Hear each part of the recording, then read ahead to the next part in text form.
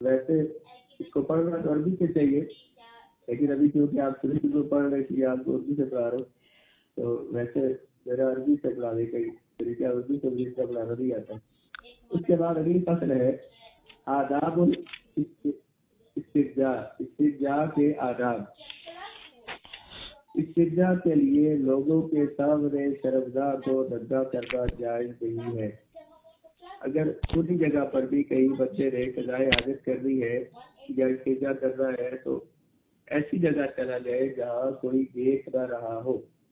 اگر لوگ موجود ہو تو کپڑوں وغیرہ کے نیچے سے پتھر کے ساتھ استرجاع کر لے۔ اگر کسی ایسے مقام پر کہ اس کو مجبوری ہوئی تو پھر کپڑوں کے نیچے سے مثلا پہلے لوگ جو ہے وہ کھلی چادریں باندھتے تھے، اب شلوار پہنتے ہیں، کھلی چادریں باندھتے تھے، تو اس طرح کا کپڑا کر کے اگر اس کے لیے ممکن ہو تو پھر وہ استرجاع کر لے، اگر لوگوں کے سامنے اس سے مجبوری ہو تو۔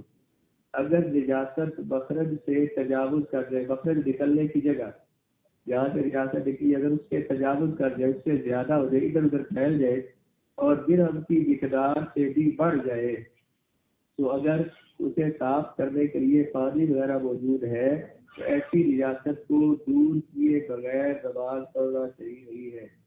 کیا بولا ہے؟ نجاست کہاں پہ گئی ہے؟ درہم سے تجاوز کر جائے اور اسے صاف کرنے کے لیے پانی بھی موجود ہے تو اس نجاست کو دور کیے بغیر نماز پڑھنا صحیح نہیں ہے، صحیح ہے۔ تو بہرحال پھر بھی ہر ممکن کوشش کرے کہ لوگوں کے سامنے شرمگاہ کو ظاہر نہ ہونے دے، لوگوں کے سامنے شرمگاہ ظاہر نہ ہو۔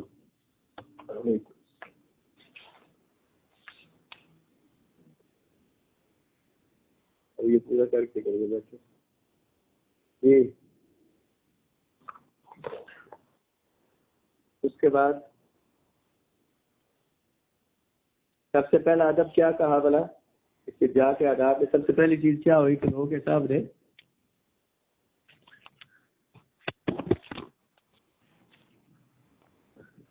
ہاں جی یہ ساری باتیں اس سے ہو گئی۔ اس کے بعد جن چیزوں کے ساتھ استرجاع کرنا مکروہ ہے، تاکہ مقصد تو طہارت حاصل کرنا ہے، وہ کپڑے کے ساتھ ہو یا پتھر کے ساتھ ہو یا پانی کے ساتھ ہو، جائز ہے۔ مدرجہ ذیل چیزوں کے ساتھ استرجاع کرنا مکروہ ہے۔ ہڈی کے ساتھ نجاست کو صاف کرنا، انسان یا حیوان کی خوراک کے ساتھ، پکی اینٹ کے ساتھ، ٹھیکری جو پکی ہوتی ہے، جیسے کہ مثلا کوئی جیسے یہ گھڑا وغیرہ ٹوٹتا ہے تو وہ جو پکی سی ٹھیکری ہوتی ہے ان کے ساتھ، کوئلے کے ساتھ، شیشے کے ساتھ، چونے یا سیمنٹ کے ساتھ، یا کوئی بھی قابل احترام چیز جس کی قیمت زیادہ ہو، جیسے ریشمی کپڑے کا ٹکڑا یا بہت مہنگے ٹیشو ہو یا روئی وغیرہ، اس طرح کے ساتھ۔ اب یہ منع کیوں ہے؟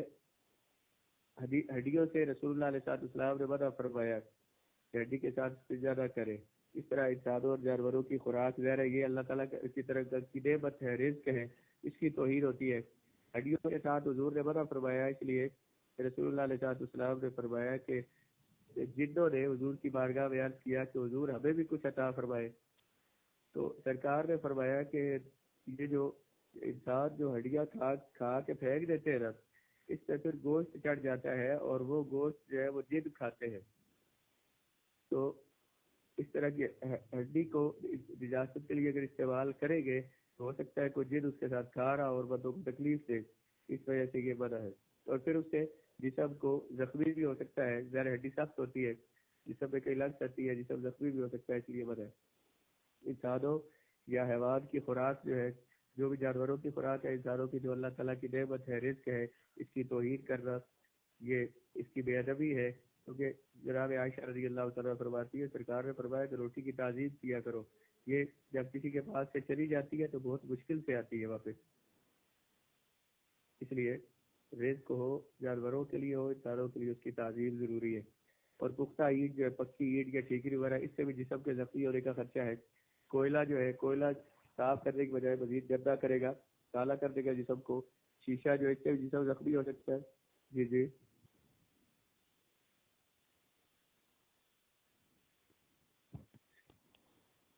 ہاں جی، جہاں پہ آپ کو یہ ہو کہ جو ایک تو ہے نا خاص طور پر آپ اگاتے ہیں جنہیں جانوروں کی خوراک کے لیے، وہ چیزیں ہوگی. تو آپ گھاس جو ہے جہاں پہ آپ کو یہ ہو کہ جہاں پہ بندے بیٹھتے ہیں، یہاں سے بندے گزرتے ہیں یا جانور یہاں پہ چرتے ہیں، تو اس کو بھی آلودہ نہ کیا جائے، اس سے بھی بچا جائے.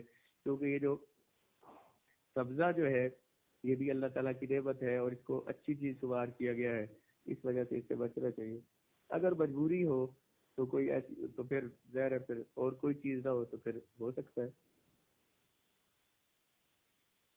اب جو ہے جہاں پہ لوگوں کے جہاں سے بیٹھنے کا اندیشہ ہو یا جانوروں کے چرنے کا اندیشہ ہو، جیسے حضور نے منع فرمایا کہ درخت کے نیچے، سائے کے نیچے، راستے پر قضائے حاجت نہ کرو، کیونکہ لوگوں نے وہاں پہ بیٹھنا ہوتا ہے یا وہاں سے گزرنا ہوتا ہے، وہ تمہیں لعنتیں کریں گے. فرمایا دو لعنت والی چیزوں سے بچو. وہ دو لعنت والی چیزیں کون سی ہے؟ راستے میں پیشاب کرنا اور درخت کے سائے کے نیچے جہاں پہ لوگوں نے بیٹھنا ہو. لانتے یعنی وہ لعنت لوگ کریں گے نا جو وہاں سے گزرے گے، بھائی اس بندے کو جو جس نے وہاں پہ گندگی پھیلائی ہے اسے. اسی طرح قابل احترام چیزوں مہنگی چیزیں ہیں ان کے ساتھ استنجا کرنا بھی مکروہ ہے، منع ہے. یہ بھی اللہ تعالیٰ کی نعمت کی توہین ہوگی. ہمارے لوگ کہتے ہیں نا کئی دفعہ کوئی اس طرح کی بات منع کرے نا، عام طور پر بھی کہ فلاں جگہ کام خرچ کرے تو کہتے ہیں اللہ کا دیا ہوا ہے جو صحیح، اللہ کا دیا ہوا ہے تو اللہ اور دے گا، خیر ہے. پہلی باری شادی آئی پر ہماری لا دو 50-60 لاکھ، کوئی مسئلہ نہیں ہے. تو وہ پہلی دفعہ تو آیا، لیکن اللہ تعالیٰ یہ بھی تو پوچھ رہے تھے کہ وہ لگایا کہاں پہ ہے، یا تو آپ نے کھانے پہ لگایا ہو یا کچھ اس طرح کاموں میں. تو جو فضول جہاں پہ خرچ کریں گے تو اس پہ پوچھا جائے گا. اسی طرح دائیں ہاتھ سے استنجا کرنا یعنی جسم کی صفائی کرنا یہ مکروہ ہے. ہاں اگر بائیں ہاتھ میں کسی کو تکلیف ہو تو پھر بائیں ہاتھ کے ساتھ استنجا کرنا جائز ہے، اس سے بندے کو معذور سمجھا جائے گا. اس کے بعد بیت الخلاء میں داخل ہونا. جب بندہ بیت الخلاء میں داخل ہو تو پہلے بایاں پاؤں رکھے. یستعیذ، اور عربی میں دیکھیں پچھلے صفحے کی پہلی لائن پہ لکھا ہوا ہے یستعیذ باللہ من الشیطان الرجیم، من الشیطان الرجیم قبل دخولہ. داخل ہونے سے پہلے اعوذ باللہ من الشیطان الرجیم پڑھے. وَيَجْلِسُ مُعْتَمِدًا عَلَى يَسَارِهِ، اور جب قضائے حاجت کے لیے بیٹھے تو بائیں جانب بائیں طرف پر زور دے کر بیٹھے. وَلَا يَتَكَلَّمُ إِلَّا لِلضَّرُورَةِ، اور مجبوری نہ ہو تو کوئی بات نہ کرے. اس میں بھی حدیث پاک میں منع کیا گیا، اس پر سختی کی گئی ہے کہ قضائے حاجت کرتے ہوئے کوئی بات نہ کرے. تو یہ بیت الخلاء میں داخل ہوتے ہوئے بایاں پاؤں رکھے، اعوذ باللہ من الشیطان الرجیم پہلے پڑھے داخل ہونے سے پہلے.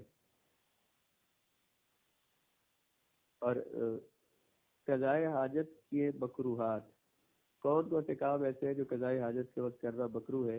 قبلہ کی شریف کی طرف منہ کرنا یا قبلہ کی طرف پیٹھ کرنا. اگرچہ بندہ کسی کھلی جگہ پر ہے یا کسی جگہ کے اندر ہے، بات کے اندر ہے، ارد گرد دیواریں ہیں، تو پھر بھی قبلہ کی طرف منہ کرنا بھی اور پیٹھ کرنا دونوں مکروہ ہے. سورج اور چاند کی ٹکیا کی طرف منہ کرنا، سورج اور چاند کی طرف منہ کرنا. جدھر سے ہوا آ رہی ہے ادھر منہ کرنا. اب قبلہ سے منع کیوں کیا گیا؟ قبلہ تو ظاہر قبلہ کی تعظیم ضروری ہے. حدیث پاک میں حضور نے منع فرمایا قبلے کی طرف قضائے حاجت کے وقت نہ قبلے کی طرف منہ کرو نہ قبلے کی طرف پیٹھ کرو. جدھر سے ہوا آ رہی ہے ادھر منہ نہ کرو، کیونکہ ادھر سے جو اس کے پیشاب کے قطرے جو ہے وہ جسم پہ گرے گے اور کپڑے اور جسم ناپاک ہوگا، اس لیے ادھر منہ نہ کرے. جس طرف سے ہوا آ رہی ہو ظاہر ہے تو وہ واپس پھینکے گی. اس طرح پانی میں استنجا نہ کرے. پانی میں کیونکہ حضور علیہ السلام نے منع فرمایا کہ کھڑے پانی کے اندر پیشاب نہ کرو، اس میں ریاست نہ گراؤ، کیونکہ پانی ضائع ہو جائے گا، قابل استعمال نہیں رہے گا. اللہ کی نعمت ہے یہ بھی. سایہ میں جیسے میں نے پہلے بیان کیا، کسی حشرات میں سے کسی کا بل، یہ جو کچی جگہوں پہ ہوتے ہیں نا اندر وہ چھوٹے چھوٹے سوراخ بنے ہوتے ہیں جہاں پہ کوئی کیڑے رہتے ہیں، کوئی اس طرح کی چیزیں، تو ان میں پیشاب نہ کرے. ہو سکتا ہے وہاں سے کوئی چیز نکلے اور بندے کو اسے کاٹ لے، اسے نقصان ہو جائے. راستے پر پیشاب نہ کرے، یہ بھی پیچھے بیان کیا کہ حدیث پاک میں اس سے منع کیا گیا ہے. پھل دار درخت کے نیچے، کیونکہ لوگ وہاں پہ آتے جاتے ہیں، تو جو وہاں پہ ایک تو پھل جو ہے اس پہ گرے گے تو وہ ضائع ہو جائیں گے، اور دوسرا آنے جانے والے لوگ جو ہے وہ اس کو لعنت کریں گے، اس کے بارے میں برا بھلا کہیں گے. کھڑے ہو کر پیشاب کرنا مکروہ ہے، لیکن جب کوئی مجبوری ہو اور کسی کے ٹانگوں میں تکلیف ہے یا کچھ تو پھر اس کے لیے جائز ہے، البتہ اگر کوئی عذر ہو تو یہ مکروہ نہیں ہے۔ بیت الخلاء میں جانے کا طریقہ بھی بیان کیا، اور بیت الخلاء سے نکلتے ہوئے فرمایا کہ سب سے دایاں پاؤں، رائٹ جو ہے رائٹ سائڈ جو ہے، دایاں پاؤں جو ہے وہ پہلے باہر رکھے اور پھر یہ دعا پڑھے، الحمدللہ الذی اذھب عنی الاذی وعافانی، تمام تعریفیں اس اللہ کے لیے ہے جس نے دور کیا مجھ سے تکلیف دہ چیز کو، وعافانی، اور مجھے عافیت دی۔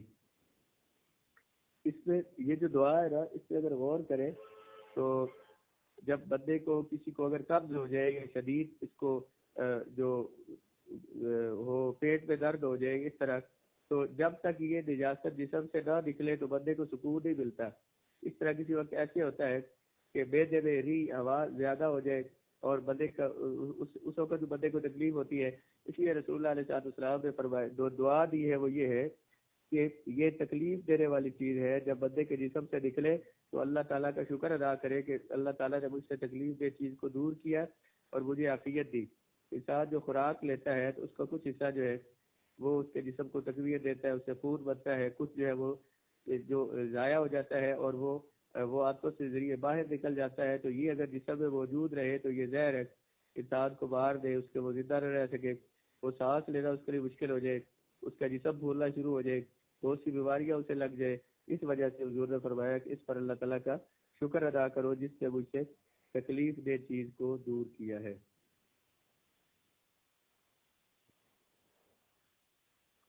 جی سر۔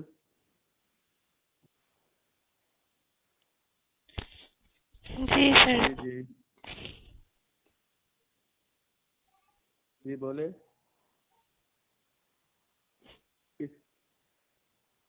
مطلب سورج اور چاند یہ نہیں کہ سورج چاند کی صفت کی طرف کوئی بندہ مطلب کسی اونچی جگہ پر ہے، جیسے باہر دے بس تو پیشاب کرنے لگا ہے تو وہ کیونکہ اوپر کی طرف جاتا ہے، اس لیے وہ عید یہ کرے کہ وہ سورج کی طرف وہ کر رہا ہو یا سورج کی توہین کر رہا ہو، اس طرح کے سوچے تو وہ یہ نہیں کہ سورج مثلا اب جب آپ مثلا دن کے وقت کہیں بھی موجود ہو تو آپ کو لگتا ہے کہ ایک پوری طرف جو ہے وہ جیسے ہم قبلے کی طرف منہ نہیں کرتے، یہ مطلب نہیں ہے اس کا۔ اس طرف سورج ہے تو منہ نہ کرے، انہوں نے لکھا عید سورج اور چاند کی ٹکیا کی طرف منہ کر کے منہ کرنا، اس کی طرف دیکھتے ہوئے کرنا، یوں کہ سمجھ لیں اس کو۔ جی جی اور کوئی اسی طرح جو بچیوں کو پیشاب کرواتی ہے تو وہ بھی قبلے کی طرف منہ نہ کرے، قبلے کا بچے کو منہ نہ کرے، تاکہ ایک تو بچے کو آداب معلوم ہو اور دوسرا خیر بچے کو تو نہیں معلوم لیکن جو اسے پیشاب کروانے والا ہے اسے تو پتہ ہے، اس وجہ سے وہ قبلے کی توہین سے بچے۔